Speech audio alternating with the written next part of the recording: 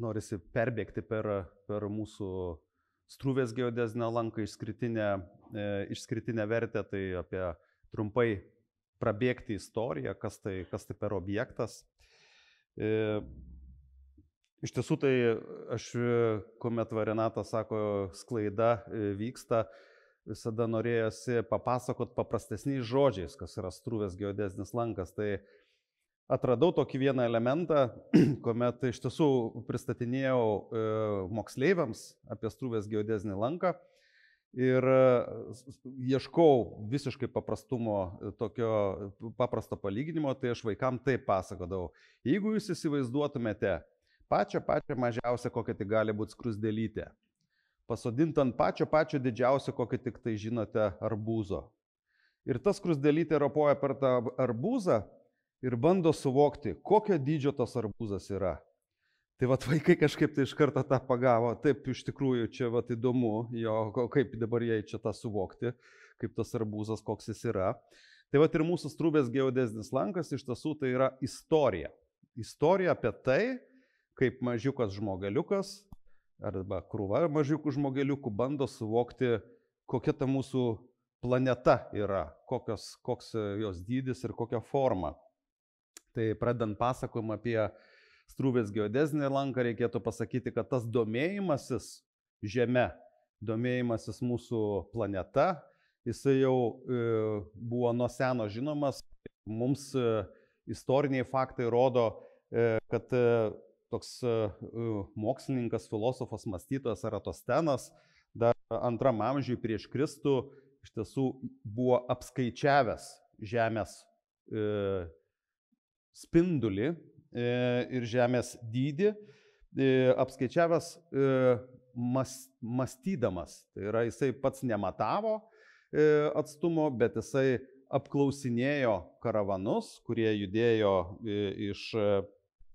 nuo Aleksandrijos iki Sienos miestų ir pagal karavanų, vedlių pasakojimus, jisai stebėdamas vėlgi Saulės posūkio šešėlius Sienoje ir Aleksandrijoje neįtikėtinu tikslumu apskaičiavo Žemės dydį, neįtikėtinu, sakau, nes maždaug 10% paklaidos tikslumu apskaičiavo Žemės dydį ir tai aprašė. Ir tai yra pirmasis toksai šaltinis, kuomet žinoma, jog žmonės domėjosi, bandė suvokti Žemę, suvokė, kad Žemė yra apvali, vėliau, kaip žinote, istorijoje dar buvo ginčijamasi, galbūt jinai ir neapvali, bet jau Graikijoje suvokė, kad Žemė yra apvali. Ir tas tikslumas, kurį jis apskaičiavo, tai iš tikrųjų stebina. Matavimų technologijose didelis pokytis įvyko, kuomet išvesta buvo trianguliacijos matavimų metodika. Ir šią metodiką pristatė, tiksliau, visuomeniai Olandijos mokslininkas Willebordas Snellas. Ir principas yra šito metodo, kad atstumų matavimams galima tuos matavimus atlikti kokybiškai ilgų atkarpų atstumus, darant trikampių grandines. Ir čia mums dabar žinoma yra sinusų teorema, kad jeigu mes žinome kampus trikampio ir žinome atkarpos ilgį, tai galima apskaičiuoti ir kitus atkarpos ilgius. Tai šitas principas leido matuoti ilgus atstumus, nes matuoti Žemėje, kaip žinote, čia daugelis ir susirinkę ir matavimų specialistų, pamatuoti Žemėje atstumą labai tiksliai, tai yra kankinantis darbas. Tai yra sunku.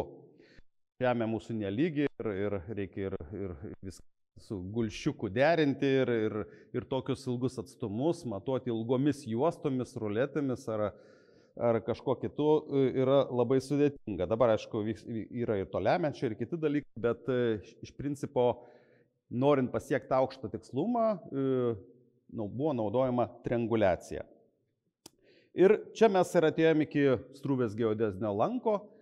Kas tai per objektas? Tai yra didžiausia pasaulyje išmatuota trianguliacijos, tai yra trikampių grandinė, kuri buvo buvo pamatuota nuo 1816 iki 55 metų.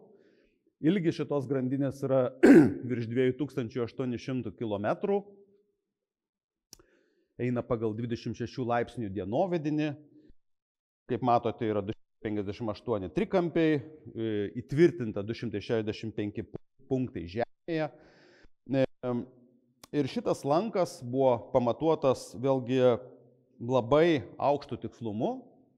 Tai mes apie tikslumą vėliau pakalbėsime, bet reikėjo tarp visų šitų trikampių nustatyti kampus, buvo matuojamos ir bazės, tai yra atkarpų ilgiai ant žemės. Ir tuomet, kai buvo vykdomi matavimai, tai buvo dvi karalystės, tai yra Rusijos imperija, kurioje didžiuma dalis apėmė teritorijos, ir Švedijos Norvegijos karalystė.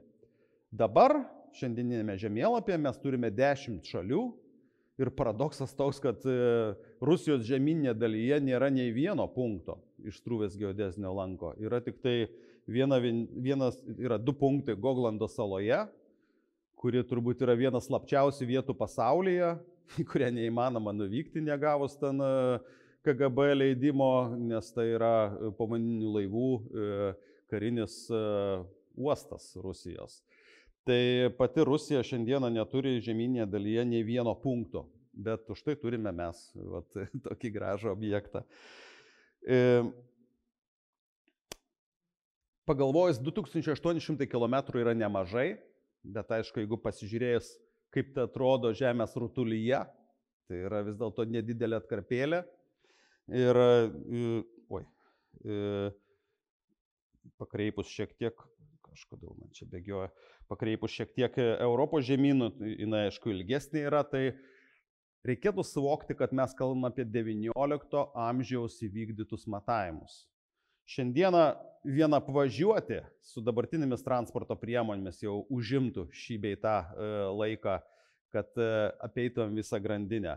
XIX amžiuje, atsiminkime, buvo jų transportas, nebuvo cemento, nebuvo daugelio instrumentų, kuriuos mes dabar naudojame, ir reikėjo ne tik įtvirtinti žemėje atramos punktus labai tiksliai, pastatyti virš jų bokštus, nustatyti kampus ir linijų ilgius, bet taip pat ir užtikrinti maitinimą visoje ekspedicijai, užtikrinti priežiūrą ir užtikrinti sklaidą šitos medžiagos. Tai vėlgi buvo didžiulis darbas. Vadinam šitą objektą Struvės geodeziniu lanku, todėl, kad profesorius Struvė pristatė Struvės geodezinio lanko rezultatus visuomeniai. Mes Lietuvoje iš tikrųjų labiau gerbėme kitą asmenį, prisidėjusi smarkiai prie Struvės geodezinio lanko istorijos, tai yra Karlas Friedrichas Teneris, kuris iš tiesų ir nuo kurio ir prasidėjo realiai va šitas visas objektas. Jisai dirbo Lietuvoje su geodezija kartografija, tai yra vykdė trianguliaciją Lietuvos teritorijoje, Vilniaus gubernijoje dar tuo metu vadinamoji, buvo carinės armijos karininkas, žmogus iš tiesų nebaigęs jokių mokslų, savamokslis, bet buvo neįtikėtino kruopštumo pedantas ir jisai netoleravo, tai yra jokių gyvenimo sąlygų, nedavė, tai yra siekė maksimalaus įmanomo rezultato, idealistas.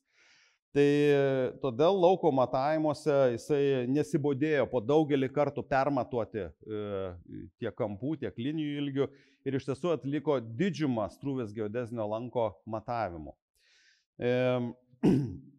Iš tiesų jis buvo gerbtinas asmuo, tai baigė savo karjerą generolų, atliko daugelį įvairių matavimų, ne tik tai Struvės geodezinio lanko, tai jo istorija yra žymi, bet aišku prisidėjusi ir kaip karininkas būdamas Lietuvoje ir prie ne visai gražių dalykų, kaip kad sukilimo malšinimo ir nemažai žmonių, aišku, buvo tuo metu sušaudyta, bet jis elgėsi kaip reikalavo jau tuo metu karo įstatymai. Kaip minėjau, Struve buvo labai gerbtinas žmogus, Dorpato universiteto profesorius ir kilmė jo yra tai vokiška, jisai tautybės vokietis, bet persikėlęs į Dorpatą. Dorpatas tai tuo metu vadinosi Tartu, dabartinis miestas.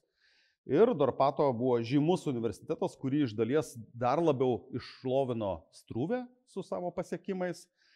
Buvo astronomijos profesorius ir jisai Struvės geodezinio lanko atžvilgiu, tai jisai pasitarnavo ne tik kaip mokslininkas, kaip ekspedicijų vadovas, bet taip pat kaip labai geras vadybininkas.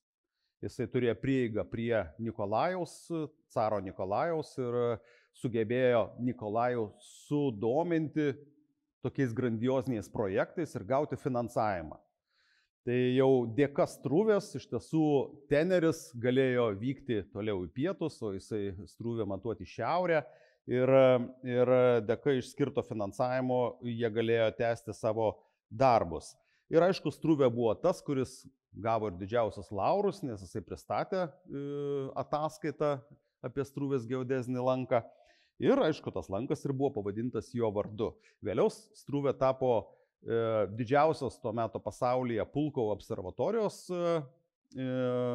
direktoriumi, tai yra jis pats ir statė tą Pulkovo observatoriją, pastatė tuo metu milžiniškų lėšų reikalaujantį projektą ir iš tiesų Rusijos imperija tada siekė dominuoti pasaulyje mokslo pasiekimais, tai labai liūdna, kad dabar jinai to nesiekė, dabar kitą kelią nuėjo.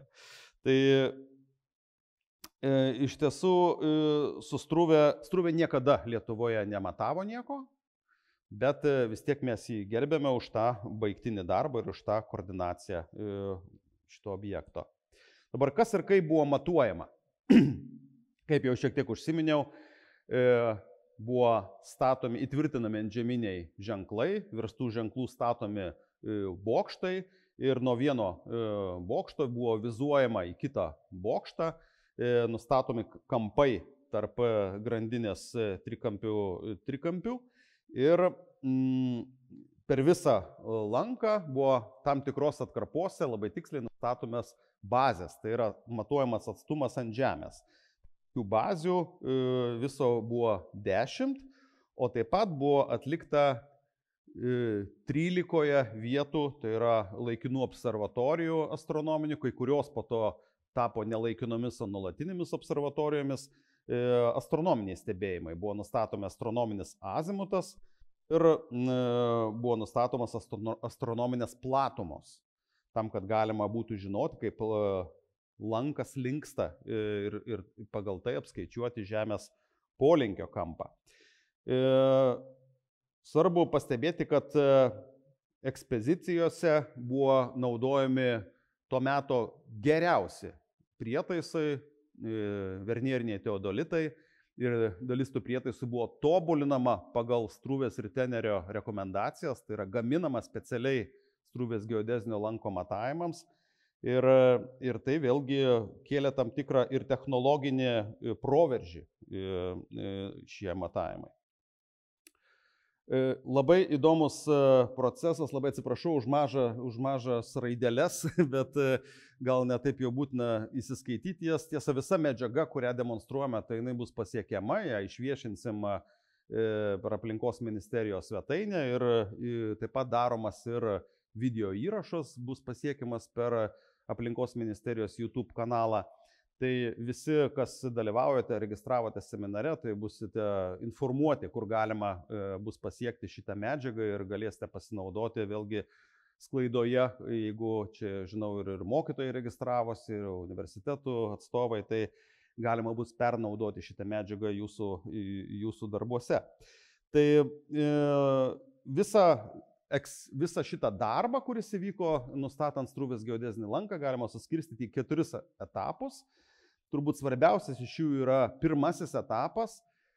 Istorija tokia, kad kuomet Teneris atliko Vilniaus gubernijos trianguliacijos įtvirtinimus ir matavimus, jisai pastebėjo, kad dalis jo grandinės Vilniaus gubernijos eina palei 26 dienovidinį, o taip pat Strūvė lygiai grečiai vykdė jau Estijos ir Livonijos teritorijoje matavimus, irgi trianguliacinių grandinių rengimą.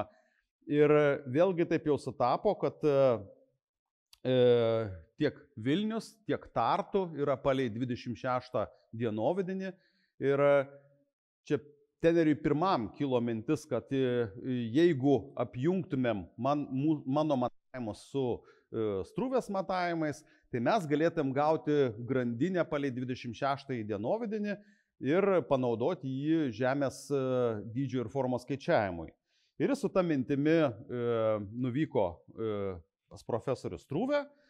Strūvė, aišku, buvo daug žinomesnis visuomenės atstovas, priėmė jį ir išklausęs iš tiesų pasakė taip, įdomu, viskas gerai.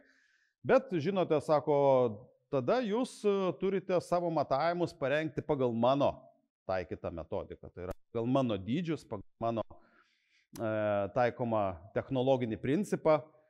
Nu ir Teneris irgi buvo toksai ambicingas žmogus, iš tiesų gana įsižeidė už tokį profesoriaus reikalavimą ir jie nieko nesutarė, išsiskyrė nelabai gražiai pirmuoju susitikimu.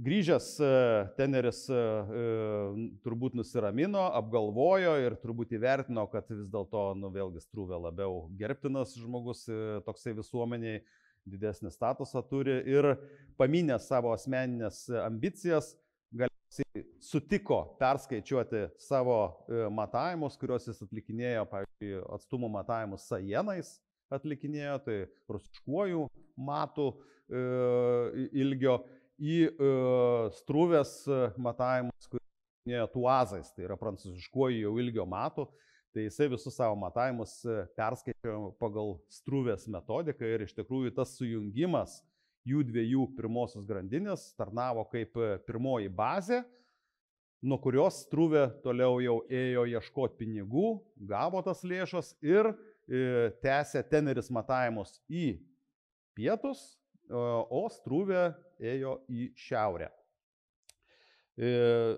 Kas labai svarbu buvo, vėlgi kitas elementas, kuomet mes vertiname lanko dydžio ir teritorijos sklaidą, tai reikėjo peržengti Baltijos jūrą.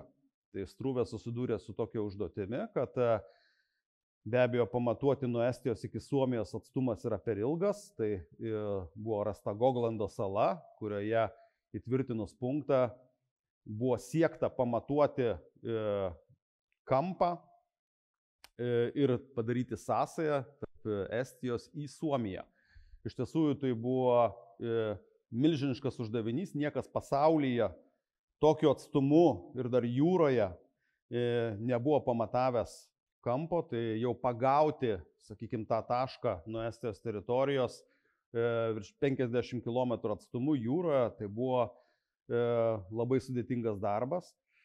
Ir jeigu žemyninėje dalyje visi kampiniai matavimai paprastai vykdavo naktimis, tai yra užžiebiamas yra žibintas bokšte ir naktį vizuojamas su prietaisu į žibinto kryptį, kur šviečia uždegtas žibintas viename bokšte ir vizuojama į kitą bokštą naktį, kur vėlgi šviečia už 30-40 km kitas bokštas. Jūroje tokia matavimo galimybė dėja neveikė ir nesimatė naktį to žibinto iš bažnyčios, kuri buvo naudojama kaip atrama Estijoje. Tai iš tiesų Strūvė buvo sugalvojęs tokią sudėtingą ganėtinai veidrodžių sistemą, pagauti saulės spindulį, buvo išgręžta skylė bažnyčios sienoje ir pagavus tą saulės spindulį bandyta fokusuoti į Goglando salą. Bet aišku, tam, kad pagautum tą spindulį ir sufokusuoti ir saloje reikia jį pagauti tą spindulį ir tada vizuoti į jau Suomijos pusę.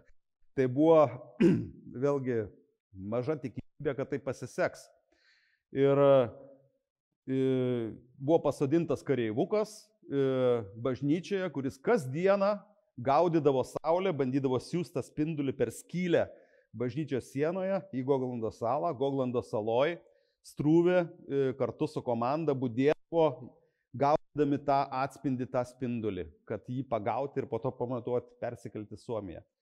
Tai užtruko daugiau nei 3 mėnesius, kasdieną tokio darbo, gaudant tą spindulį, kaip galų gale pavyko vis dėlto kažkokiu tai oru pagauti ir iš tiesų atlikti tą matavimą. Ir tada jau galima buvo toliau tęsti matavimus jau Suomijos teritorijoje, kur iš tiesų pastatyti aukščiausi bokštai, nes ten buvo labai miškinga teritorija.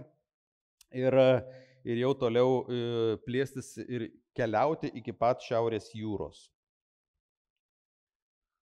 Ženklai pagal to meto supratimą, aišku, buvo įtvirtinami maksimaliai stabilus. Tai yra Lietuvos teritorija, kur mes turime gruntą, tai buvo surenkami lauko akmenis, kalkinių skiedinių buvo sudedami į tokį stabilų gumulą, žodžiu, ir viršuje išgrėžiama skylutė, užpilama švino ir švinė įkalamas kryželis. Tai toks principas buvo centro įtvirtinimo Lietuvos, Baltarusijos, Latvijos vietovėse.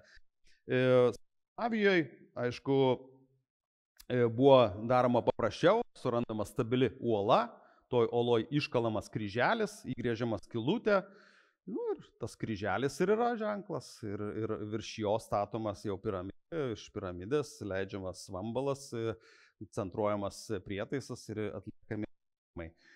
Tai daugelis šitų centrų mūsų Lietuvos, Latvijos, Estijos teritorijoje neišliko originalų, nes vis dėlto buvo parengtos tokios vietos, kurias ir vėliau žmonės naudojo geodeziniams matavimams. Tai Lietuvos teritorijoje, čia kolegos iš universiteto papasakos, kaip buvo ieškoma šitų punktų, bet daugelis jų sutapo ir vėlesniais geodeziniais matavimais naudotus geodezinius ženklus, tai yra seniai ženklai buvo sunaikinami ir jų vietoje pastatomi naujesni ženklai.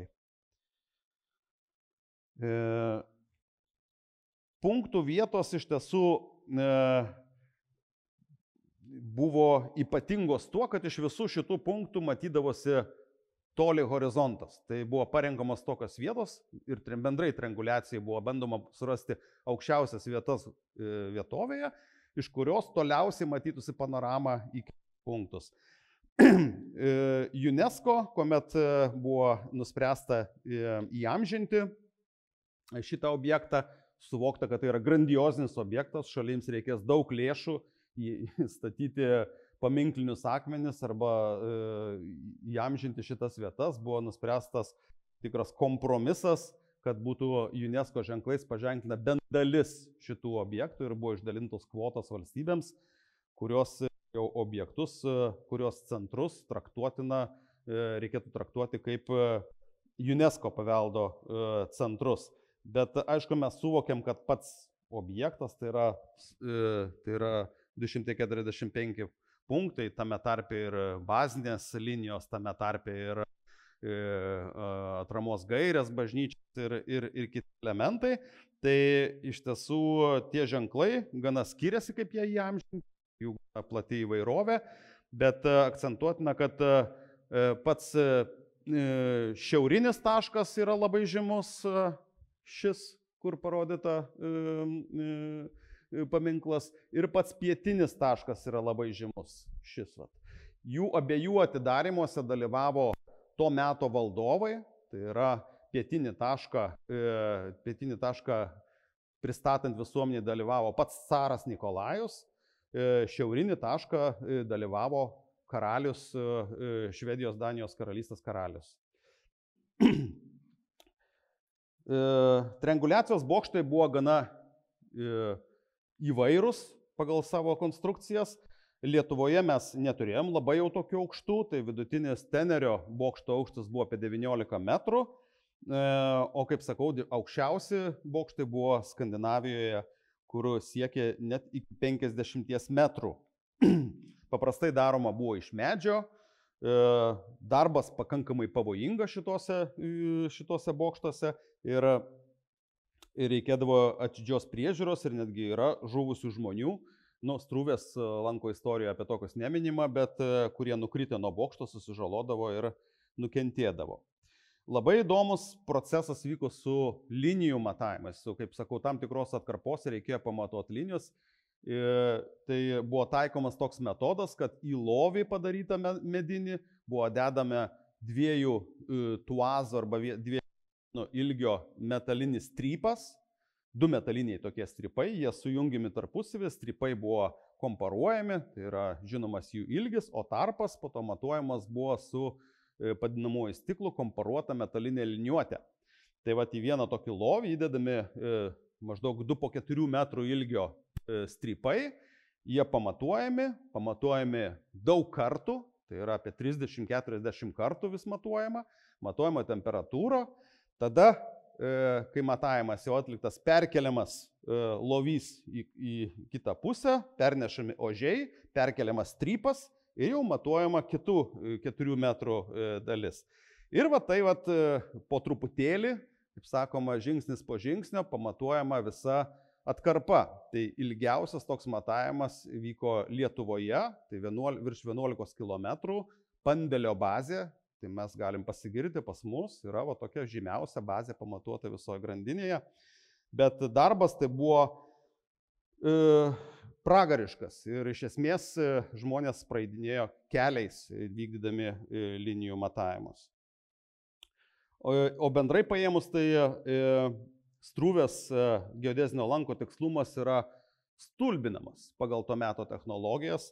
Tai lanko ilgio tikslumo paklaida tai yra maždaug 4 mm kilometrui. Tai iš tiesų ir šiandieną su naujausiamis matavimo technologijomis kartais matininkai, geodezininkai padaro tokią klaidą. O įvertinant to meto prietaisų tikslumą, tai iš tiesų yra stulbinama. Ir normalu, kad profesiniai bendruomeniai kilo klausimų, ar tikrai toks yra tikslumas. Ir žinomas mokslininkas Beselis, kuris po to skaičiavo ir elipsoidą pagal Struvės geodezinį lanką, iš tiesų ryžosi padaryti kontrolinius matavimus jau vėliau ir atliko Prūsijos trianguliacijos sujungimų pakartotinius matavimus ir vėlgi patvirtino, kad ta kokybė atitiko Struvės ataskaitoje pateiktą kokybę. Žiūriu, laikas bėga, tai aš gal truputėlį greičiau prabėgsiu. Lietuvoje mes turime 18 punktų, iš kurių 3 papuolė į tą vadinamą kvotą, kurią paženkliname UNESCO pasaulio paveldo logotipais ir granitiniais stulpais. Bet, kaip sakau, turime 18 objektų ir visus 18 norėtumėm ir pažymėti. Vat Storiai pademonstravo gerą pavyzdį, kaip galima ir ne UNESCO ženklų paženklinto objektą išpopuliarinti. Ir iš tiesų aš labai viliuosi, kad mes su savivaldybėmis besitariant galėtum daugiau išpopuliarinti kitų objektų Lietuvoje, nes iš tiesų visuomenė domisi ir tikrai įdomu, kur jie yra ir įdomu sužinoti tą istoriją. Išskirtinė visuotinė vertė nustatoma tam tikrais standartizuotais kriterijais. Ir Struvės geodezinis lankas buvo pripažintas pasaulio paveldo objektų vadovaujantis pagrindę 3 kriterijais. Aš žinau, kad ir Sigita savo prezentaciją dar paminės apie tai, bet ką noriu akcentuoti, kad labai svarbus elementas Struvės geodeziniam lanke vyko, kad visur, kur ėjo ekspedicija, į bet kurią vietovę, buvo plačiai komunikuojama moksliniai bendruomeniai ir bandoma sukviesti geriausius, talentingiausius žmonės į tą ekspediciją. Ir tokiu būdu, judant į skirtingas vietovės, buvo pasiektas unikalus technologinės informacijos apsikeitimas su vietos mokslininkais. Tai, pavyzdžiui, Vilniaus universiteto mokslininkai, dirbdami kaip pagalbininkais prie tenerio matavimų, jie įgijo neįkainuojamų žinių astronomijoje, matavimų technologijose ir vėliau tai perteikinėjo, aišku, studentams. Ir visose šalyse taip vyko. Tai visur, kur jisai keliavo, susikvietė gabiausius geodezijos ir astronomijos specialistus ir tokiu būdu labai pakėlė bendrą technologinę pažinimą apie matavimus. aišku, dar vienas, kad turime ir materialųjų dalyką, tai yra turime centrus, turime pastatus įtrauktus, observatorijas, tai yra tai, ką galime šiandieną saugoti. Bet vėlgi toks paradoksas, kaip atvyksta žmogus nežinantis istorijos, jisai ateina į kažkokį tai punktą, jeigu prabėgo pro informacinį stendą, jis atlėkia, randa kažkokią tai tvorelę, toj tvorelėje vidury kažkokį tai, pavyzdžiui, kanalizacijos šulinį, ten kanalizacijos šulinį atlupa, kažkokią sferą neaiškiai. Nesąmonė, sako. Žodžiu, kas čia per objektas, absurdas kažkoks. Tai vat, nežinant istorijos, negali perteikti šito objekto vertės. Tai ta istorija yra mums labai svarbi. Ir 5 kriterijus tai yra, kad iš tiesų tai įgyvendino tam tikrą fantastinį žmogaus sumanimą. Žinoti vėlgi, kaip tai skrusdelytai, koksgi tas arbūzas yra. Tai yra įgyvendino svajonę geriau suvokti mūsų Žemės rutulį. Iš tiesų, kaip minėjau, Struvės geodezinis lankas yra didžiausias pasaulyje, buvo nedaug, bet eilė matavimų buvo bandymų išmatuoti geodezinį lanką ir turbūt žymiausias iš jų yra žymaus mokslininko Everesto išmatuotas 21 laipsnio ilgio lankas, bet Struvės geodezinis lankas, kaip matote, 35 laipsnių, jis yra ženkliai didesnis už bet kurį kitą. Ir vėliau buvo virš 100 metų Struvė geodezinio lanko rezultatais sukurtų Beselio ir kitų mokslininkų Žemės matematinių modelių buvo vadovaujamasi visose koordinačių sistemose ir visuose žemėlapiuose, navigacinėse žemėlapiuose ir kitoj kartografiniai medžiagoj. Tai šitas panaudojamumas buvo labai svarus.